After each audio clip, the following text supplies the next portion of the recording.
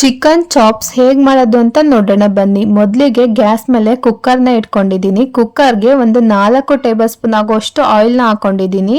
ಎಣ್ಣೆ ಕಾದಿದ್ದಾದ್ಮೇಲೆ ಒಂದು ಈರುಳ್ಳಿನ ಸಣ್ಣದಾಗೆ ಹೆಚ್ಕೊಬಿಟ್ಟು ಹಾಕೋತಾ ಇದ್ದೀನಿ.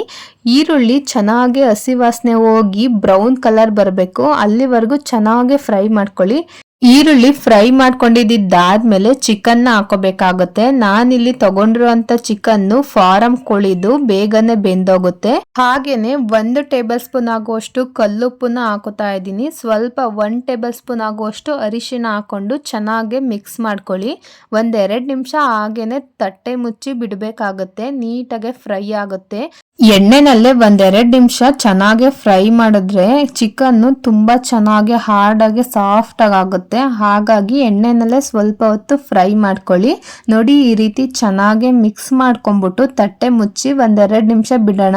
ಅಷ್ಟೊತ್ತಿಗೆ ಈ ತರ ಒಂದು ಮಸಾಲೆನ ನಾವು ರುಬ್ಕೋಬೇಕಾಗುತ್ತೆ. ಮಸಾಲೆ ರುಬ್ಬೋದಿಕ್ಕೆ 1 ಇಡಿ ಕೊತ್ತಂಬರಿ ಸೊಪ್ಪು, 1 ಇಡಿ ಪುದೀನ, ಟೊಮೊಟೊ 1, ಈರುಳ್ಳಿ 1, 10 ಹಸಿಮೆಣಸಿನಕಾಯಿ, ಶುಂಠಿ ಬೆಳ್ಳುಳ್ಳಿ, 1 ಇಂಚು ಚಕ್ಕೆ, 1-2 ಲವಂಗ, 10 ಕಾಳು ಮೆಣಸುಕಾಳು, 2 ಏಲಕ್ಕಿ, 1 ಟೇಬಲ್ ಸ್ಪೂನು ಸೋಂಕಾಳು, ಕಸೂರಿ ಮೇಥಿ 1 ಟೇಬಲ್ ಸ್ಪೂನು.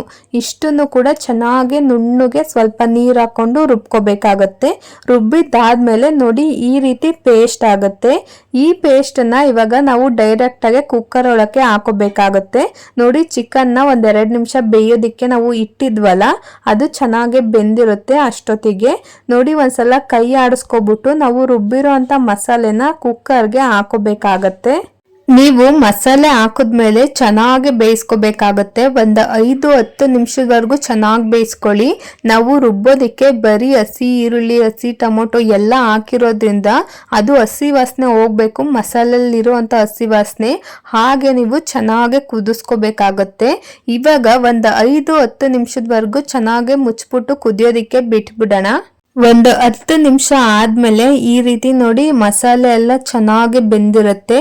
ಪೀಸ್ಗಳಿಗೆಲ್ಲ ಚೆನ್ನಾಗಿ ಮಸಾಲೆ ಇಟ್ಕೊಂಡಿರುತ್ತೆ. ನೋಡಿ, ಗಟ್ಟಿ ಆಗಿದೆ. ಇವಾಗ ನಿಮಗೆ ಯಾವ ಕನ್ಸಿಸ್ಟೆನ್ಸಿಗೆ ಬೇಕೋ ಆ ಕನ್ಸಿಸ್ಟೆನ್ಸಿಗೆ ಇವಾಗ ನಾವು ತಗೊಬರ್ಬೇಕಾಗತ್ತೆ. ನೀವು ಇವಾಗ ನೀರು ಹಾಕೊಳ್ಳಿ. ನಿಮ್ಗೆ ಯಾವ ಥರ ತೆಳ್ಳಗೆ ಬೇಕಾ, ಗಟ್ಟಿಗೆ ಬೇಕಾ, ಆ ರೀತಿ ನೀವು ಮಾಡ್ಕೋಬೋದು. ನಾನು ಈ ಗ್ರೇವಿನ ಮಾಡ್ಕೋತಾ ಇರೋದು ಇಡ್ಲಿಗೆ ಸ್ವಲ್ಪ ತೆಳ್ಳಗಿದ್ರೇ ಚೆನ್ನಾಗಿರುತ್ತೆ. ಅದಕ್ಕೋಸ್ಕರ ನಾನು ಸ್ವಲ್ಪ ನೀರು ಹಾಕೋತಾ ಇದ್ದೀನಿ ಜಾಸ್ತಿನ. ನಿಮ್ಗೇನಾದರೂ ಗಟ್ಟಿ ಇರಬೇಕು, ಚಪಾತಿ ಇಲ್ಲ ದೋಸೆ ಅಂಥದಕ್ಕೇನಾದರೂ ನೀವು ಮಾಡ್ತಾ ಇದ್ದೀರಾ ಅಂತಂದರೆ ಸ್ವಲ್ಪ ಗಟ್ಟಿ ತಗೊಳ್ಳಿ. ಗಟ್ಟಿ ಕನ್ಸಿಸ್ಟೆನ್ಸಿಗೆ ತೊಗೊಂಬಂದರೆ ತುಂಬ ಚೆನ್ನಾಗಿರುತ್ತೆ. ಇವಾಗ ಸ್ವಲ್ಪ ರುಚಿ ನೋಡ್ಬಿಟ್ಟು ಉಪ್ಪು ಹಾಕೊಳ್ಳಿ. ನಾವು ಮುಂಚೆನೇ ಕಲ್ಲುಪ್ಪು ಹಾಕೊಂಡಿದ್ವು, ಅದಕ್ಕೋಸ್ಕರ ಇವಾಗ ರುಚಿ ನೋಡಿ ಹಾಕೊಳ್ಳಿ. ಜಾಸ್ತಿ ಹಾಕೊಳ್ಳೋದಿಕ್ಕೆ ಹೋಗಬೇಡಿ. ಲಾಸ್ಟಿಗೆ ಸ್ವಲ್ಪ 1 ಟೇಬಲ್ ಸ್ಪೂನ್ ಆಗುವಷ್ಟು ಚಿಕನ್ ಮಸಾಲನ ಹಾಕೋಬೇಕಾಗತ್ತೆ. ಚಿಕನ್ ಮಸಾಲ ಬದಲು ಗರಂ ಮಸಾಲ ಕೂಡ ಹಾಕೋಬಹುದು. ಯಾವ್ದಾದ್ರು ಒಂದು ಮಸಾಲ ಲಾಸ್ಟಿಗೆ ಹಾಕೋಬೇಕಾಗತ್ತೆ, ಅದು ಫ್ಲೇವರ್ ಚೆನ್ನಾಗಿರುತ್ತೆ. ನೀವು 2 ಪೌಡರ್ನು ಹಾಕೊಂಡ್ರೆ ತುಂಬಾ ಮಸಾಲೆ ತರ ಆಗುತ್ತೆ, ಅದು ಆಗೋದು ಬೇಡ. ಸ್ವಲ್ಪ ಯಾವ್ದಾದ್ರು ಒಂದು ಸ್ಪೈಸಸ್ನ ಹಾಕೊಂಡ್ರೆ ಸಾಕಾಗುತ್ತೆ. ಇನ್ನು ಲಾಸ್ಟಿಗೆ 1 ಟೇಬಲ್ ಸ್ಪೂನ್ ಆಗುವಷ್ಟು ತುಪ್ಪನ ಹಾಕ್ಬಿಟ್ಟು ಕುಕ್ಕರ್ನ ಮುಚ್ಬಿಟ್ಟು ಬಿಟ್ಬಿಡಿ. 1-2 ವಿಷಲ್ ಕೂಗ್ಸಿದ್ರೆ ರೆಡಿ ಆಗೋಗುತ್ತೆ. ತುಂಬಾ ರುಚಿಯಾಗಿರುತ್ತೆ ಮಾತ್ರ.